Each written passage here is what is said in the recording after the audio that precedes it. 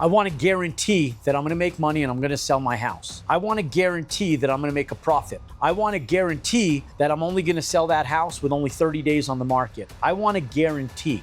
The problem is there is no guarantee, but we can decrease the variables that work against us and increase the probability by implementing these 4 items on every single residential ground up build to ensure that your build sells in a reasonable amount of time with the lowest days on market and the highest profitability and the highest price per square foot. Hi everybody, my name is Jerome Maldonado and I've been building residential single family homes for 30 years. And every single home of 700 plus homes that we built have sold. Even in 2008, during the 2008 financial crisis, where we were in a housing crisis, every single house sold for a profit. We've never lost money on a house and we've never had to sell them in a fire sale for less than a $47,000 profit on our worst build that we ever sold for a reduced price profitability. Outside of that, 90% of our homes have sold for in excess of 6-figure profits, but there's a reason.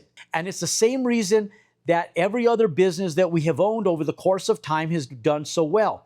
In fact, even when we were building retail back in the early 2000s and we had empty retails, we got into the Subway business. Fred DeLuca came down, he asked me, he said, Jerome, how have your stores thrived? How did you take old stores that were 13 years old and get these things doing the production of revenue that you got them to do? How did you take brand new stores that you put in your buildings and how did you get these stores to perform greater than 95% of our other stores nationwide? How did you get these to perform? That was the big question. And so most people want to know, how have you sold every single house successfully and have done it with a profit? And the answer is, I don't reinvent the wheel. I'm going to go over these 4 steps that will ensure a resale value on every single home. Now, these 4 items are what I do on every single build. It's what I did on all my Subway stores. When I did Subway, I told Fred DeLuca, the founder of Subway, I said, look, Fred, I'm not a restaurateur. I'm not a franchisee. The reason I picked Subway is because you had a proven business plan that worked. I wanted a proven business model that I didn't have to reinvent. I just wanted to duplicate. I'm a copycat.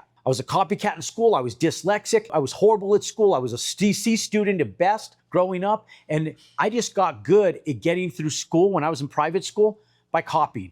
And it has served me well in the business world because I have simplified my business to just following what works, not in reinventing the wheel. So to my benefit, I'm going to share those 4 steps of what to copy and what those elements are that make the biggest difference. Now, number 1, comps. When you go in, ladies and gentlemen, you have to get comps and you have to get realtor comps, not Zillow comps, not realtor.com comps or any of those guys or Redfin. You need them from a licensed real estate broker, guys, or real estate agent. And when you get comps, guys, these comps are going to talk to you. They're going to tell you, because banking parameters are simple. They want homes that are like properties when they do appraisals. And when they go out and when they're doing appraisals for lending, they want like properties. They want them to be 300 square feet. That's the abbreviation for square feet, plus or minus the square footage of any property. So if, for sake of example, if it's a 2,500 square foot home is the average, you don't want to go over 2,800 square feet and you don't want to go under 2,200 square feet. It has to be within 300 square feet, smaller or greater than the average median, okay? And it has to be within a 1 mile radius in any direction, doesn't matter what direction, but it has to be 1 mile, okay? And within 6 months to 1 year, okay? Max 1 year, but they love to see 6-month comps. Okay, they'll extend it if there's not as many comps, but less than 1 year, okay? Now, this is what banks are looking for.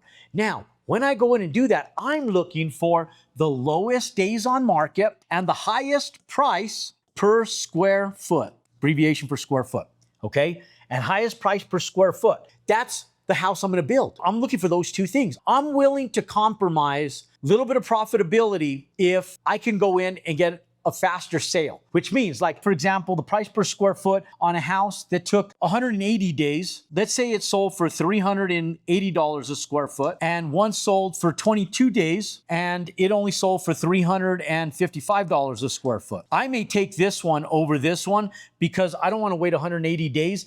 Time is money. In that 180 days, if this only takes 22 days, I could be out of the ground halfway through another build and a house being framed by the time that one's done. Yeah, I might go in and I might make an extra $30,000, $40,000, but this house right here is going to bring me back $200,000 to $300,000 in profitability. So my time is more well spent here, not here on this 180 days.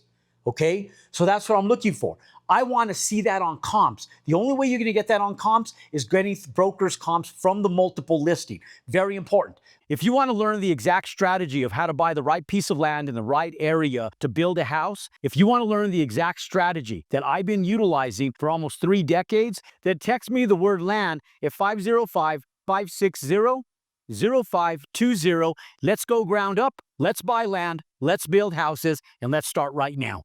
Okay, number 2, I want to know exactly what's selling. So if when comps come back, I'm going to build exactly, okay? So if I come in, guys, and everything's 4-bedroom houses, I'm not going to build a 5-bedroom house. If everything's 3-bedroom houses, I'm not going to build a 4-bedroom house. If they're telling me that every house has a bathroom per bedroom, I'm going to build a house if it's 4-bedroom with 4 bathroom. If that's what comps are telling me, I'm not going to reinvent it and say, oh, well, I felt like they needed an office, or, well, I felt like they needed a game room. No one cares what you want. You're not going to live in that house. You need to build what people need, not what you want. You're going to build what that market is acclimated to and what people in that demographical market are in need of. Because what you build for a retired community is going to be different than what you build for a community of people that are raising families. You have to build for your demographical market. Copy exactly. Don't reinvent the wheel. So people, well, how do I build? You build exactly what's selling. Lowest days on market, highest price per square foot. Now, when you trim it out, guys, it has to be trending trim, okay? So trending trim out, okay? Has to be a trending trim out. You have to keep it modest. So don't go with these crazy countertops. If white quartz countertops are what's trending, do white quartz countertops. If you want to add a little pizzazz, keep it modest. When I was working with Alec on his build, my camera guy, I told him, hey, we got to do something that makes the bathroom pop. That doesn't mean we go with fluorescent green walls, guys. Will that make it pop? Yes. But you have to remember, we're selling to the masses. And if you have a custom product that fits a specific like of one particular person, you just cut out the rest of the 95% of other buyers right out of your market because you oversold them on something that they don't need nor they want. So you got to keep it modest. So when I told Alec, I said, hey, let's add a little bit of backdrop to your bathtub and this green tile's perfect. Now, when you say green tile, you go, okay, green tile, really? It was soft, it was modest. The vast majority of the tile was white with a nice little soft, quaint green design to it that just made the bathroom pop a little bit. But when you walk in, it wasn't overbearing. It just gave it a little pizzazz. It was soft. Now, what we did is we looked for pictures on magazines and trending stuff on Pinterest because that's the stuff that people want, right? We don't want to go back to 2000 and do what was trending in 2000. We want to know what's trending in 2026 or whenever it is that you're watching this video, 2027, 2028, whenever it is, okay? And so you have to put yourself in a position to be able to take advantage of that. Now, third, trim out, trending. Keep it simple. Number 4, we're going to go in and you have to have it move in ready, guys. Move in ready, okay? That means that when you trim that product out, it has to be move in ready.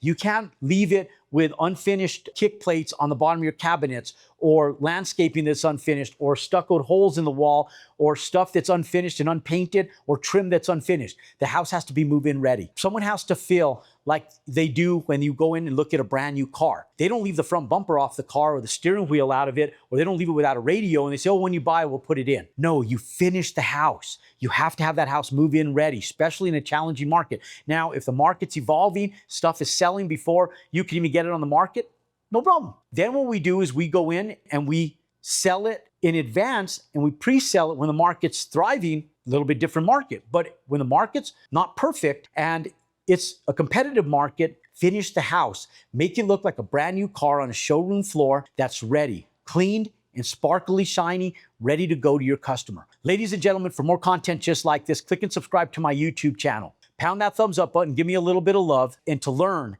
how to build ground up, comment the word build down below. But until next time, go out and compound your success.